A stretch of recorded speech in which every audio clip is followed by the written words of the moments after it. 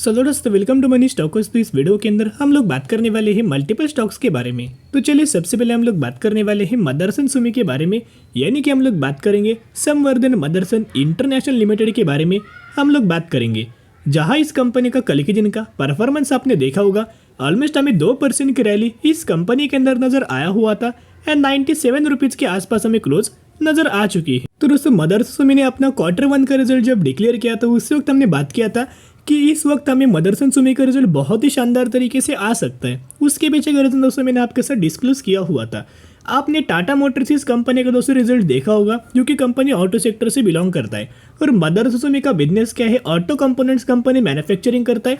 तो जिस कंपनी का यानी कि ऑटो सेक्टर के अंदर जो कंपनी सबसे अच्छा खासा हमें परफॉर्म कर रहे और वो कंपनी यही कंपनी इस पास से हमें स्पेयर पार्ट्स मैन्युफैक्चरिंग करके लेता है, तो जितना बेनिफिट टाटा मोटर्स को नजर आएगा उतना ही बेनिफिट जो ऑटो एसेसरीज कंपनी मैन्युफैक्चरिंग करता है उस कंपनी के भी दोस्तों बेनिफिट नजर आ जाता है। और इस क्वार्टर के अंदर बहुत ही आउट परफॉर्म हमें कंपनी का परफॉर्मेंस नजर आ चुका है। लेकिन दोस्तों अभी भी अगर आप देखोगे मदरसन सुमी इस कंपनी के अंदर कोई हमें दोस्तों ज्यादा तेजी नजर नहीं आया।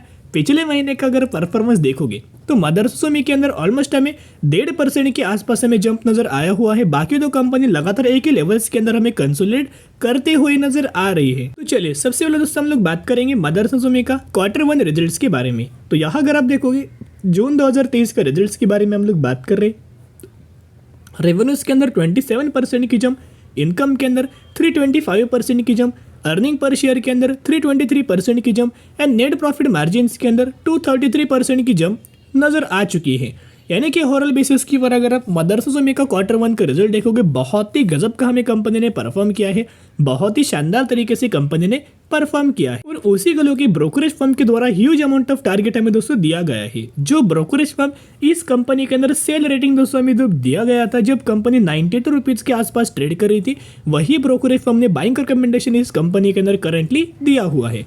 तो चलिए किन किन ब्रोकरेज फर्म ने टारगेट दिया गया है उनके बारे में हम लोग बात कर लेते हैं। सबसे पहले ब्रोकरेज फर्म अगर आप देखोगे CLSA, तो CLSA ने सबसे पहला टारगेट हमें 102 रुपए के आसपास दिया गया था। अभी इन्होंने टारगेट अपना इंक्रीज किया, 124 रुपए के आसपास हमें टारगेट दे चुका है एंड करंटली 97 रुपीज के आसपास हमें मदरसन सुमी कंपनी ट्रेड कर रही है। और मदरसन सुमी के अंदर जो हमें टारगेट दिया गया था 124 रुपीज के आसपास, जिसके द्वारा आपको 28% की अपसाइड हमें ग्रोथ नजर आ सकती है। सेकेंड अगर आप ब्रोकरेज फर्म देखोगे जो कि जेफरीज का मानना है कि मदरसन सुमी के अंदर 115 रुपए के आसपास हमें लेवल्स दिए गए हैं, टारगेट्स हमें दिया गया है। आपको दोस्तों याद होगा कि जेपी मॉर्गन ने KPIT इस कंपनी के अंदर हमें डाउनग्रेड किया था एंड 50% गिरावट हमें हो सकता है ऐसा स्टेटमेंट हमें दिया गया था। क्या गिरावट हुआ? क्या कंपनी गिर चुका है? नहीं, तो फॉल्स दोस्तों स्टेटमेंट था जो कि रिटेलर्स को डराने के लिए, उनको सेल करने के लिए इन्होंने दोस्तों इस तरीके से प्लान ये दोहराते रहते हैं। और बहुत बार दोस्तों आपने देखा होगा कि अच्छी कंपनीज के ही अंदर ब्रोकरेज फर्म क्या करता है, डाउनग्रेड कर देता है और निचले हमें टारगेट दिया जाता है, जिसके द्वारा क्या होता है रिटेलर्स बहुत ज़्यादा डर जाते हैं और माल बेचने लगते हैं। जब भी ये माल बेचते हैं कंपनी के अंदर गिरावट होता है और इसी गिरावट के अंदर ये खुद जाके जिन ब्रोकरेज फर्म ने टारगेट दिया था वही खुद जाके कंपनी के अंदर डिस्काउंट प्राइस के अंदर बाइंग करते हैं। तो इस कंपनी के अंदर यानी कि मदरसन सुमी के अंदर इन्होंने जो टारगेट दिया है जेपी मॉर्गन ने 110 रुपए के आसपास एंड सिटी ने भी दोस्तों सेल रेटिंग दिया है 80 रुपए के आसपास। तो दोस्तों मुझे कमेंट सेक्शन के अंदर बता सकते हो कौन से ब्रोकरेज फर्म का आपको टारगेट अच्छा लगा और क्या आपको लगता है सबसे पहला कौन से ब्रोकरेज फर्म का टारगेट हमें अचीव हो सकता है। तो चलो दोस्तों अभी हम बात करने वाले हैं KPIT टेक्नोलॉजीज के बारे में। तो KPIT की अगर बात की जाए तो पिछले ट्रेडिंग सेशन के अंदर कंपनी के अंदर ऑलमोस्ट हमें 2% की रैली नजर आया हुआ था। 1140 रुपए के आसपास हमें KPIT की क्लोजिंग नजर आ चुका था। फंडामेंटल कंपनी बहुत ज्यादा स्ट्रॉन्ग है। एज अगर आप देखोगे तो AI के अंदर भी कंपनी लगातार दोस्तों बिजनेस अपना एक्सपांड करे। पहले से कंपनी आर्टिफिशियल इंटेलिजेंस के अंदर काम करता है, IoT के अंदर काम करता है, सिक्योरिटीज के अंदर काम करता है और भी मल्टीपल सेगमेंट से। लेकिन मेन जो कंपनी काम करता है, सभी जो सर्विसेज कंपनी प्रोवाइड करता है ऑटो सेक्टर को, सभी के सभी सर्विसेज हमें ये कंपनी प्रोवाइड करता है। जहां कंपनी मैक्सिमम रेवेन्यू सोर्स अगर आप देखोगे तो पैसेंजर व्हीकल से हमें KPIT 74% का रेवेन्यू जनरेट करता है, कमर्शियल व्हीकल से 24% का एंड अदर से 2% का रेवेन्यूज कंपनी जनरेट करता है। लेकिन कहाँ से कंपनी का रेवेन्यू स्प्लिट है? तो सबसे पहला अगर आप देखोगे तो मेजोरिटी यूरोप से कंपनी 40% का रेवेन्यू जनरेट करता है, यूएसए से company 39% and rest of the world से 21% के आसपास कंपनी अपना रेवेन्यूज हमें जनरेट करता है। तो साथ में अगर आप कंपनी का बिजनेस देखोगे तो बहुत ही गजब का दोस्तों बिजनेस है और इस कंपनी का फ्यूचर बहुत ज्यादा ब्राइट है। देखिएगा, the company with software solution that will help the mobility of leapfrog towards autonomous, clean and smart and connected future with 10,000 plus automobiles across the globe and specializing in embedded software. तो कहाँ का company का specialisation है? सबसे पहले embedded software के अंदर, artificial intelligence के अंदर एंड डिजिटल सॉल्यूशंस के अंदर कंपनी सर्विसेज हमें प्रोवाइड करता है।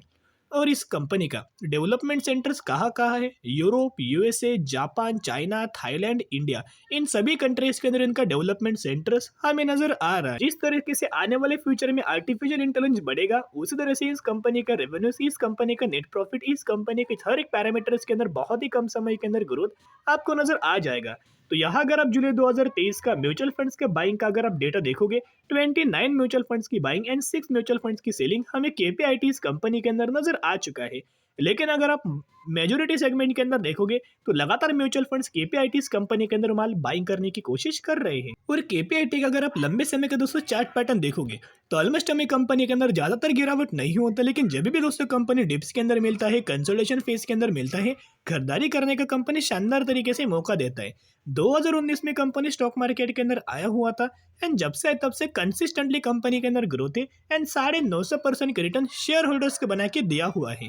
तो जितना ये कंपनी आपको गिरावट के अंदर मिले उतना अपने पोर्टफोलियो के अंदर ऐड करना, क्योंकि आने वाले सालों में 10,000% का रिटर्न, 20,000% का रिटर्न, 1,00,000% का रिटर्न ये कंपनी आपको बना के दे सकता है। इतना इसके अंदर पोटेंशियल नजर आ रहा है। तो चलिए अभी हम बात करने वाले हैं रिलायंस के बारे में। तो रिलायंस का अगर आप पिछले ट्रेडिंग सेशन का परफॉर्मेंस देखोगे, 0.22% की पॉजिटिविटी के अंदर क्लोजिंग नजर आया हुआ है एंड 2540 रुपए के आसपास हमें रिलायंस क्लोज हो चुका है। तो आपको कल के दिन, मंडे के दिन शानदार तरीके से रैली हमें रिलायंस इस कंपनी के अंदर आ सकती। चलिए उसके पीछे का रीजन हम लोग डिस्कस कर लेते हैं। सबसे पहले दोस्तों यहाँ अगर आप देखोगे तो आपको बताओगे रिलायंस इस कंपनी के अंदर जियो फाइनेंशियल सर्विसेज का जो डीमर्जर हमें नजर आया हुआ था 20 जुलाई के आसपास, उसके बाद शेयर दोस्तों कब तक हमें क्रेडिट होने वाले थे। करंटली कंपनी ने अपडेट करके बोला गया है कि आपके डीमेट अकाउंट के अंदर कंसोल सेगमेंट के अंदर आप यह दे सकते हो, क्योंकि हमने आपके डीमेट अकाउंट के अंदर शेयर्स क्रेडिट कर चुके हैं। अब ये ब्रोकरेज टू ब्रोकर दोस्तों वेरी होगा। अगर आपके डीमेट अकाउंट के अंदर अब तक जियो फाइनेंशियल सर्विसेज के शेयर्स क्रेडिट नहीं हुए तो दोस्तों पैनिक मत होना, कंपनी को बेचना मत, होल्ड करना। 2 से 3 दिनों के अंदर वो शेयर्स आपके डीमेट अकाउंट के अंदर क्रेडिट हो जाएंगे। आप मुझे कमेंट सेक्शन के अंदर बता सकते हो कि शेयर्स आपके डीमेट अकाउंट के अंदर दोस्तों क्रेडिट हो चुके हैं या फिर नहीं हुआ। तो चलिए नेक्स्ट अगर आप देखोगे तो ब्रोकरेज फर्म के द्वारा भी, मॉर्गन स्टैनली के द्वारा भी हमें टारगेट दिया गया है। रिलायंस इस कंपनी के अंदर 3,000 रुपीज का टारगेट हमें दिया गया है, यानी कि हमें टोटल कितने शेयर्स मिलने वाले थे। देखिएगा अगर आप ये रेशियो देखोगे तो 1:1, यानी कि अगर आपके पास रिलायंस के 100 शेयर होंगे तो आपको जियो फाइनेंशियल सर्विसेज के 100 शेयर आपके डीमेट अकाउंट के अंदर दोस्तों क्रेडिट हो चुके होंगे। मेरे डीमेट अकाउंट के अंदर तो शेयर से क्रेडिट हो चुके हैं। एड्रेस एक और ब्रोकरेज फर्म की अगर बात की जाए, एनालिस्ट लोगों की अगर बात की जाए, तो इन्होंने भी रिलायंस इस कंपनी के अंदर टारगेट दिया हुआ है। 2830 रुपए के आसपास हमें टारगेट दिया गया है, जो कि करंट प्राइस की हिसाब से कंपेयर करेंगे तो 11% की अपसाइड हमें लेवल्स का टारगेट दिया गया है। और रिलायंस की कंपनी अभी भी पिछले एक साल में दोस्तों गिरावट के ही अंदर मिल रही है। कोई कंपनी तेजी नहीं है, कंसोलिडेशन फेज के अंदर कंपनी लगातार ट्रेड कर रही है, एक लेवल्स के अंदर कंपनी फंसा हुआ है। तो इसका बेनिफिट आप उठा सकते हो। इस कंपनी को अपने पोर्टफोलियो के अंदर ऐड करना। रिलायंस रिटेल सेगमेंट के अंदर कंपनी बहुत अच्छा काम करती है, जियो सेगमेंट के अंदर कंपनी बहुत अच्छा काम करती है एंड रिन्यूएबल एनर्जी के अंदर भी कंपनी बहुत अच्छा काम कर रही है। चलिए अभी हम बात करने वाले हैं सिगाची इंडस्ट्रीज के बारे में। ये एक कंपनी बहुत ही छोटा है, लेकिन इस कंपनी ने अनाउंस किया है स्टॉक स्प्लिट। रेशो है 1:10, यानी कि अगर आपके पास इस कंपनी के 1 शेयर होंगे तो 1 के बदले 10 शेयर मिलेंगे, 10 के बदले 100 शेयर आपको इस कंपनी के अंदर मिलने वाला है। लेकिन दोस्तों कंपनी बहुत ही ज्यादा बुरा है, कंपनी अच्छा बिल्कुल भी नहीं है। तो अगर आपकी कंपनी आपके पोर्टफोलियो के अंदर होगा, लॉस में होगा, प्रॉफिट में होगा, उस कंपनी को एग्जिट करके चल सकते हो। और बिल्कुल भी इस कंपनी के अंदर दोस्तों निवेश मत करना, क्योंकि क्या होता है हमेशा बुरी कंपनी मैक्सिमम तौर अपना बोनस का घोषणा करता है, रिटेलर्स को अट्रैक्ट करता है, स्प्लिट को अट्रैक्ट करता है, तो जिसके द्वारा ऐसे टाइप की कंपनीज को स्किप करके चल सकते हैं। बिल्कुल भी निवेश मत करना। अगर आप निवेश करेंगे तो 100% आपका पैसा डूब जाएगा, तो इन कंपनीज को इग्नोर करके ही चल सकते हो। तो अगर आपको इसी तरीके से वीडियो अगर आपको पसंद आते होंगे तो जरूर वीडियो को लाइक एंड चैनल को सब्सक्राइब कर सकते हो।